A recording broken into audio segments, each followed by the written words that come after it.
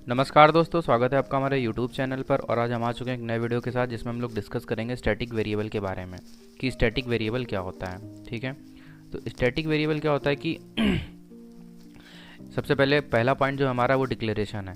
तो static variable का declaration क्या होता है? With static keyword in a class but outside a method, constructor और ब्लॉक। तो स्टैटिक जो वेरिएबल होता है इसका हम लोग क्या करते हैं, जो डिक्लेरेशन है वो हम लोग करते हैं इनसाइड द क्लास, मतलब क्लास के अंदर इसको डिक्लेयर करते हैं, लेकिन मेथड और ब्लॉक और कंस्ट्रक्टर के बाहर डिक्लेयर करते हैं। ठीक है, सेकंड पॉइंट क्या है अपना? स्कोप। तो similar to instance variable inside method, block, constructor और इंक्लूडेड स्टैटिक।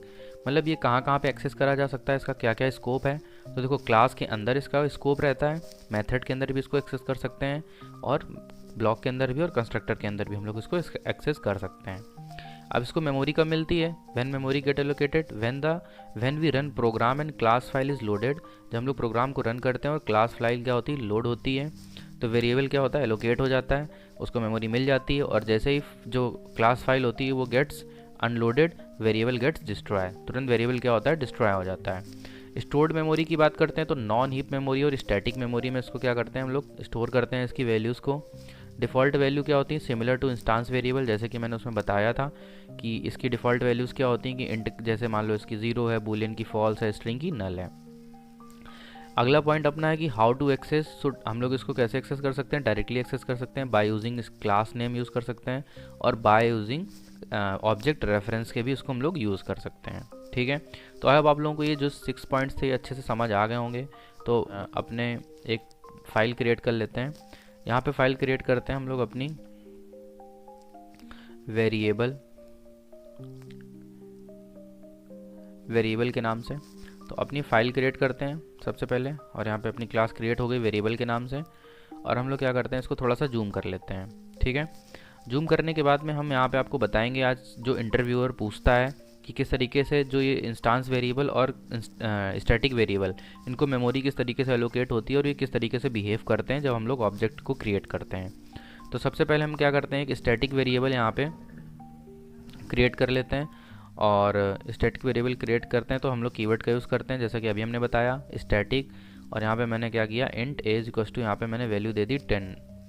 ठीक है, तो यहाँ पे हमने यहाँ पे इंट ए को क्या कर दिया, 20 वैल्यू दे दी। ठीक है, फिर क्या करते हैं, यहाँ पे हम लोग एक वेरिएबल अपना जो इंस्टांस वेरिएबल है उसको यहाँ पे क्रिएट कर लेते हैं। बी की वैल्यू यहाँ पे मैंने दे दी इक्वल्स टू 10 दे दिया, उसको 20 दे दी तो उसको 10 दे देते हैं। ठीक है, अब यहाँ पे क्या करते हैं, अपनी मेन क्लास क्रिएट कर लेते हैं, और अपना जो वेरिएबल नाम का जो हमारी क्लास है उसका क्या करते हैं, एक ऑब्जेक्ट क्रिएट कर लेते हैं जिसका नाम obj1, और यहाँ पे हम दे देते हैं न्यू, क्योंकि ऑब्जेक्ट क्रिएट करते हैं तो न्यू कीवर्ड का यूज़ कर रहे हैं हम लोग वेरिएबल। ठीक है, ऑब्जेक्ट क्रिएट करने के बाद में क्या करते हैं, इन दोनों वैल्यूज़ को एक बार प्रिंट करा के देखते हैं क्या होता है।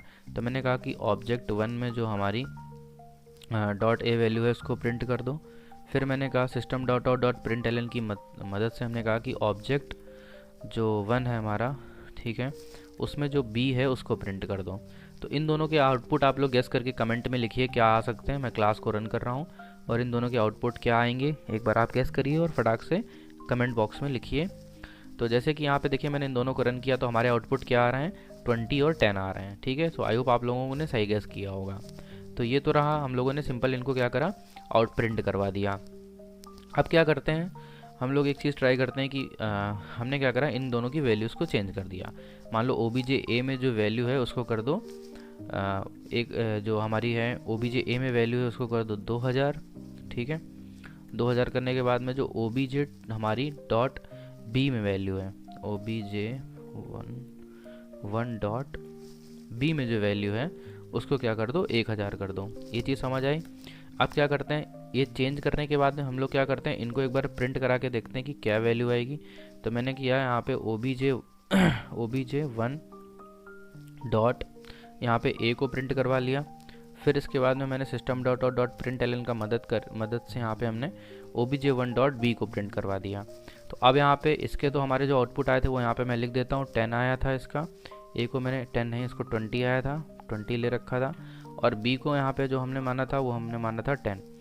फिर अब इन दोनों के आउटपुट आप लोग गेस करिए और कमेंट बॉक्स में लिखिए कि दोबारा से जब हम लोगों ने इनकी वैल्यूज़ को चेंज किया तो यहाँ पे क्या आउटपुट आएगा।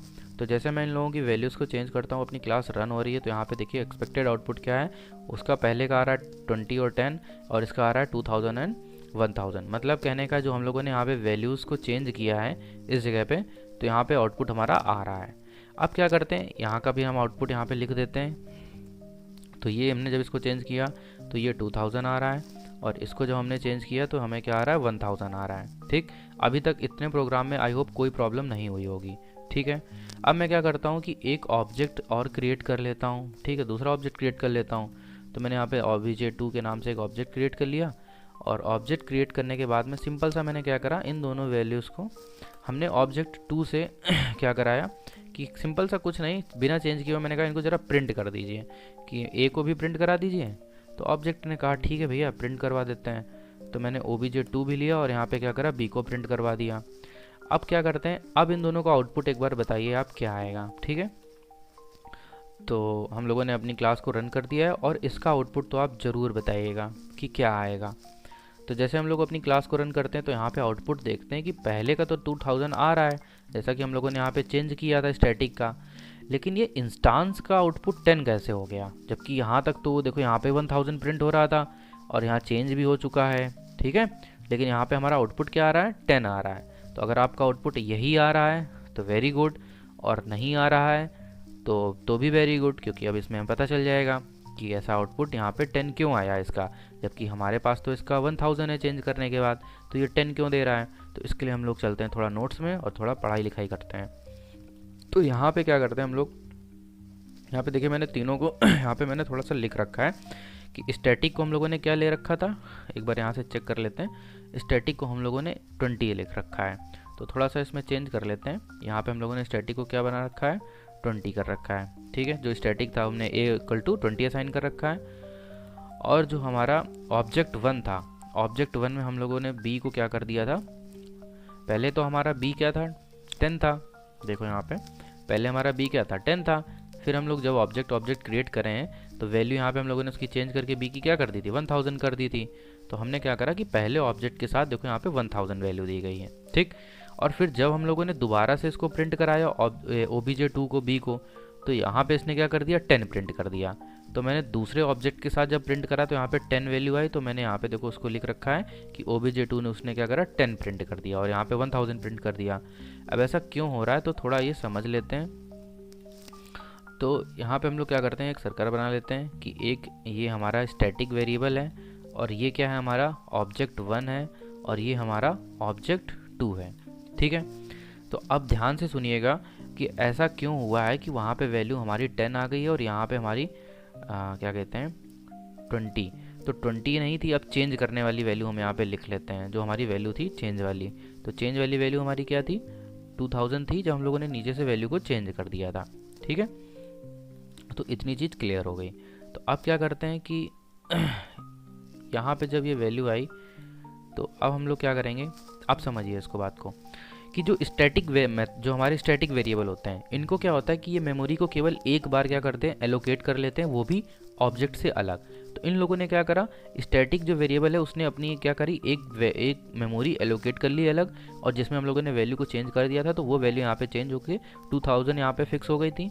और उसने क्या किया, ऑब्जेक्ट 1 के साथ भी वही वैल्यू शेयर कर दी और ऑब्जेक्ट 2 के साथ भी वही वैल्यू शेयर कर दी। ठीक, तभी यहाँ पे हमारा देखो 2000 यहाँ पे भी आ रहा है और 2000 यहाँ पे भी आ रहा है। इसने क्या करा कि दोबारा से कोई नई मेमोरी क्रिएट नहीं करी, इसके पास जो वैल्यू थी उसने क्या करा, दोनों ऑब्जेक्ट को शेयर कर दी।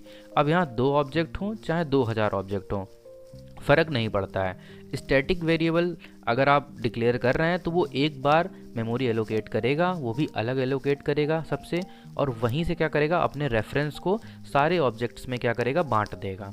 इसलिए स्टैटिक वेरिएबल की जो वैल्यू थी वो हमारी जो हम लोगों ने डिक्लेयर करी थी वही आई। ठीक है, अब ऑब्जेक्ट 1 के साथ तो देखो 1000 आ रहा है, लेकिन याद रखिएगा जब इंस्टांस वेरिएबल जब ऑब्जेक्ट क्रिएट होता है इंस्टांस वेरिएबल में, तब क्या होता है, वो हर बार नई मेमोरी एलोकेट करेगा।